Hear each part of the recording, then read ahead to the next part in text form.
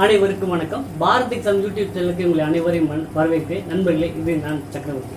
நண்பர்களே, இது வந்து நம்ம தொடர்ச்சியாக வந்து பார்த்தீங்கன்னா டிஎன்இபி ஜூனியர் அசிஸ்டன்ட்க்கு வந்து பார்த்தீங்கன்னா ஃப்ரீ ஆன்லைன் கிளாஸ் பண்ணிட்டு வரோம். சரிங்களா? இன்றைக்கி நம்ம என்ன பார்க்க போகிறோம் அப்படின்னா, யூனிட் 2ல் வந்து பார்த்தீங்கன்னா சோல் ட்ரேடர் மற்றும் பார்ட்னர்ஷிப் வந்து ஒரு 25 MCQ வந்து அதாவது அனலைஸ் தான் இன்றைக்கி பார்க்க போகிறோம். இது நம்ம டீம் சார்ந்த வந்து நந்தினி இந்தியர்கள் தான் இதுவும் அனலைஸ் பண்ண போகிறாங்க. ஓகேவா?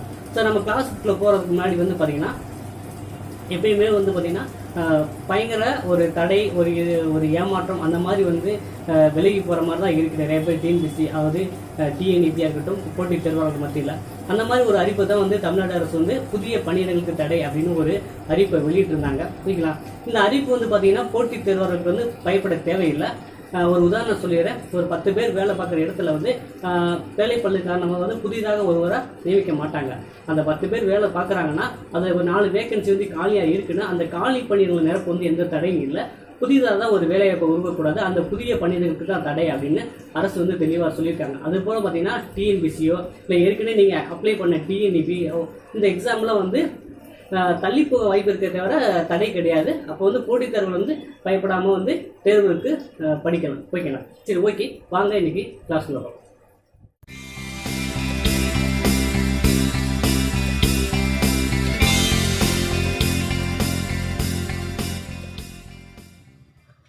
ஃபஸ்ட்டு சோல் ப்ரொப்ரைட்டர்ஷிப்னால் என்னன்னு சொல்லி பார்க்கலாம். சோல் ப்ரொப்ரைட்டர்ஷிப் வந்து ஈஸியாக சிம்பிளாக ஒரு பிஸ்னஸை ஸ்டார்ட் பண்ணி ரன் பண்ணி கொண்டு போகிற பிஸ்னஸ் தான் சோல் ப்ரொப்ரைட்டர்ஷிப். சோல் ப்ரொப்ரைட்டர்ஷிப்பில் இருக்கிற பர்சன்ஸை என்ன சொல்லுவாங்க, he is also known as call வந்து சோல் ப்ரொப்ரைட்டர்ஷிப் ஆர் இண்டிவிஜுவல் ஆண்டர்ப்ரனர்னு சொல்லுவாங்க. சோல் ப்ரொப்ரைட்டர்ஷிப்போட ஆக்டுன்னு சொல்லி பார்க்கும்போது பிஸ்னஸ் ஆக்ட் வந்து 1956 சோல் ப்ரொப்ரைட்டர்ஷிப்போட ஆக்டு. அண்டு சோல் ப்ரொப்ரைட்டர்ஷிப்போட அமெண்ட்மெண்ட் ஆக்டுன்னு சொல்லி பார்க்கும்போது அது 1978 இருக்குது. ஒரு பர்சன் வந்து பிஸ்னஸை ஸ்டார்ட் பண்ணணும் அப்படின்னு நினச்சாங்கன்னா அவங்க கையில் இருக்கிற லெஸ் கேபிட்டல் இல்லைனா லிமிட்டட் கேபிட்டலை வந்து யூஸ் பண்ணி அவங்க பிஸ்னஸ் ஈஸியாக ஸ்டார்ட் பண்ணலாம். இதுக்குரிய லீகல் ப்ரொசீஜர்னு பார்க்கும்போது எந்த லீகல் ப்ரொசீஜரும் கிடையாது. அவங்க பிஸ்னஸை ஸ்டார்ட் பண்ணணும்னு நினச்சா அவங்க இந்த சோல் ப்ரொப்ரைட்டர்ஷிப் வந்து ஈஸியாக ஸ்டார்ட் பண்ணி கொண்டு போகலாம். அண்டு இதுக்குரிய டிசிஷன் மேக்கிங் ப்ராசஸ் அப்படின்னு சொல்லி பார்க்கும்போது இந்த 1 பர்சன் தான் ஓனராகவும் இருப்பாங்க.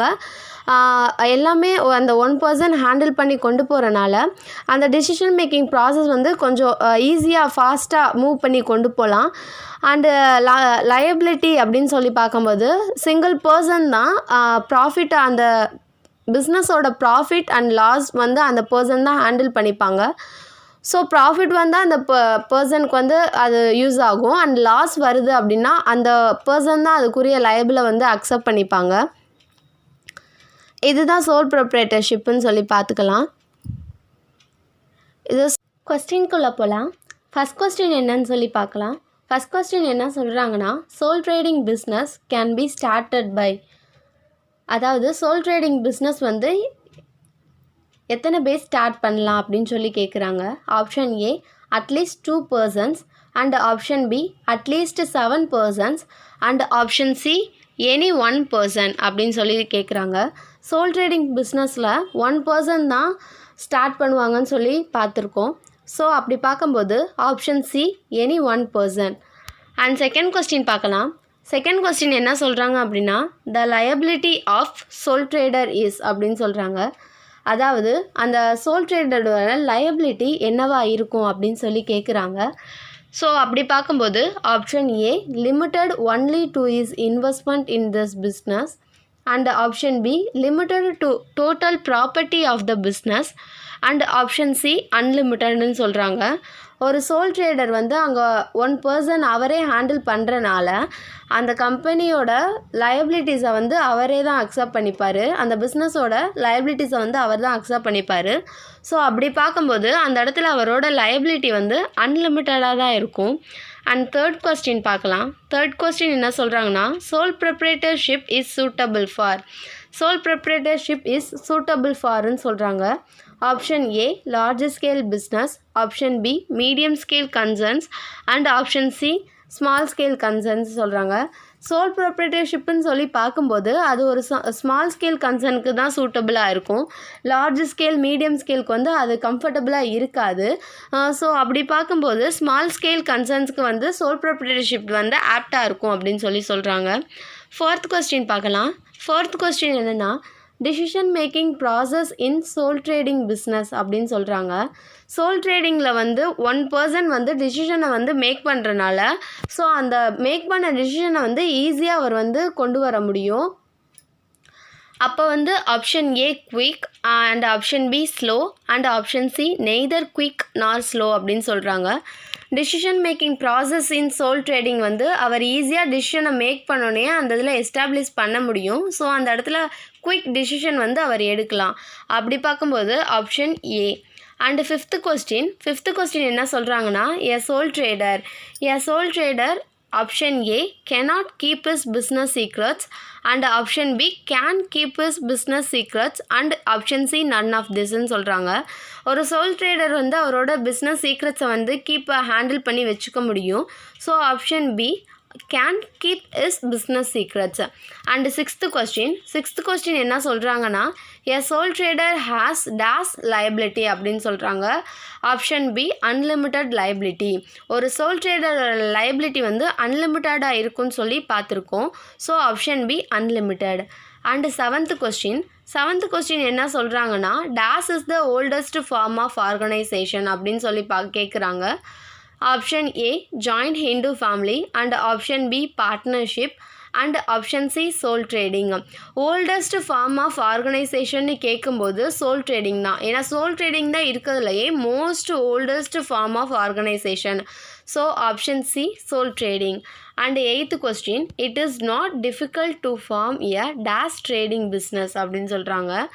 Option A sole trading, option B partnership and option C கோஆப்ரேட்டிவ்னு சொல்கிறாங்க.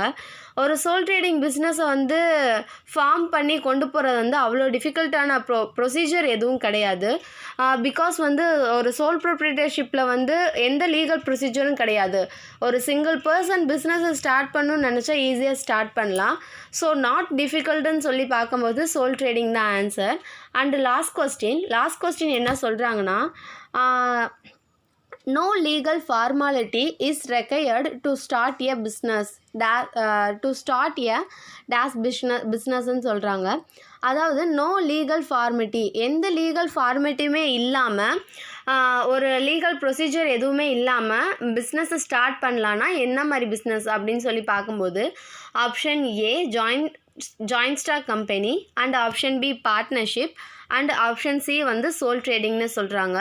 ஸோ ஆன்சர்ஸ் பார்க்கும்போது answer option C sole trading தான் ஆன்சர்.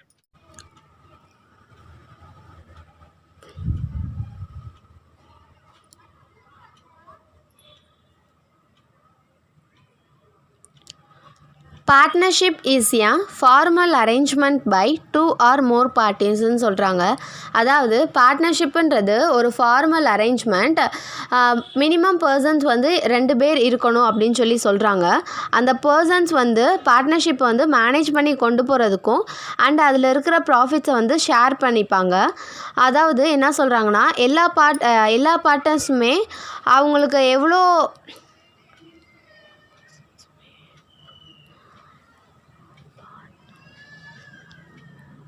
என்ன சொல்கிறாங்கன்னா all partners shares liabilities and profits ஈக்குவலின்னு சொல்கிறாங்க. அதாவது அதில் கிடைக்கிற ப்ராஃபிட்டையும் பார்ட்னர்ஷிப் மூலமாக கிடைக்கிற ப்ராஃபிட்டை வந்து ஈக்குவலாக ஷேர் பண்ணிப்பாங்க. அவங்க ஈக்குவலாக ப்ராஃபிட்டை வந்து ஷேர் பண்ணுறாங்கன்ற பட்சத்தில் பார்ட்னர்ஷிப்பில் லைபிலிட்டி வந்து க்ரியேட் ஆகும்போது அந்த லைபிலிட்டியும் வந்து ஈக்குவல் பண்ணிப்பாங்க. சில பார்ட்னர்ஷிப்பில் வந்து ப்ரொப்ரேஷன்ஸ் கொடுத்துருப்பாங்க, அதாவது ரேஷியோஸ் கொடுத்துருப்பாங்க. அந்த ரேஷியோஸ் படி ப்ராஃபிட்டை வந்து ஷேர் பண்ணாங்கன்னா அந்த ரேஷியோ படி லைபிலிட்டிஸையும் ஷேர் பண்ணிப்பாங்க. பார்ட்னர்ஷிப்பில் பார்ட்னர்ஸோட லைபிலிட்டின்னு பார்க்கும்போது அவங்களுக்குரிய லிமிட்டடாக தான் இருக்கும். அண்ட் வந்து பார்ட்னர்ஷிப் வந்து ஓரல் ஃபார்மேட்லேயும் இருக்கலாம், ரிட்டன் ஃபார்மேட்லேயும் இருக்கலாம். பார்ட்னர்ஷிப்போட ஆக்டுன்னு சொல்லி பார்க்கும்போது 1932 வந்து பார்ட்னர்ஷிப்போட ஆக்டு.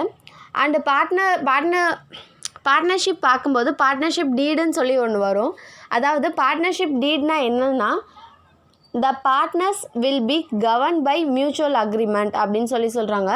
அதாவது அங்கே இருக்கிற எல்லா பார்ட்னர்ஸும் ஒரு மியூச்சுவல் அக்ரிமெண்ட்டை எல்லா பார்ட்னர்ஸுமே வந்து அக்ரிமெண்ட் போடும்போது எல்லாருக்குமே காமனாக வந்து இந்த அக்ரிமெண்ட்டை வந்து அக்செப்ட் பண்ணிக்கலான்ற போது அந்த அக்ரிமெண்ட் வந்து பார்ட்னர்ஷிப் லாவில் வந்து கவர்ன்ட் ஆகும் அப்படின்னு சொல்லி சொல்கிறாங்க.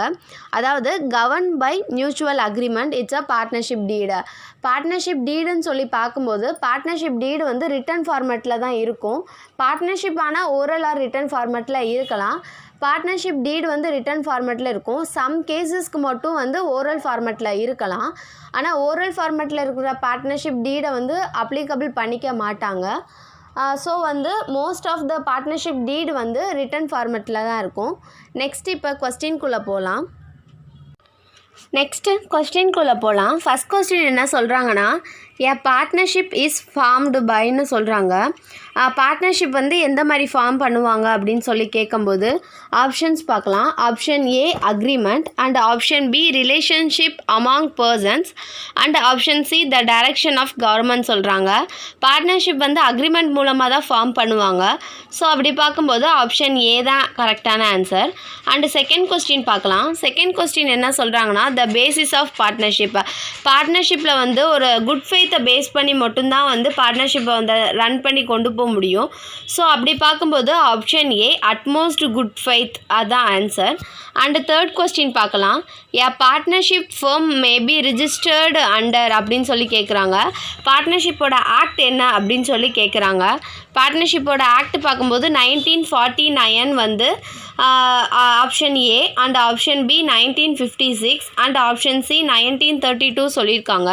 பார்ட்னர்ஷிப் ஃபர்மோட ஆக்ட்னு சொல்லி பார்க்கும்போது என்னன்னு பார்த்தோன்னா option C 1932, and sole proprietorship and joint stock கம்பெனியோட ஆக்ட்னு பார்க்கும்போது தான் அது 1956 வரும். And registration of partnership is option A compulsory, option B optional, and option C not நெசசரின்னு சொல்லியிருக்காங்க. பார்ட்னர்ஷிப்போட ரிஜிஸ்ட்ரேஷன் வந்து எப்படி இருக்கலாம் அப்படின்னு சொல்லி கேட்கும்போது பார்ட்னர்ஷிப்பை பொறுத்த வரைக்கும் பார்ட்னர்ஷிப்போட ரிஜிஸ்ட்ரேஷன் வந்து ஆப்ஷனல் தான். அவங்க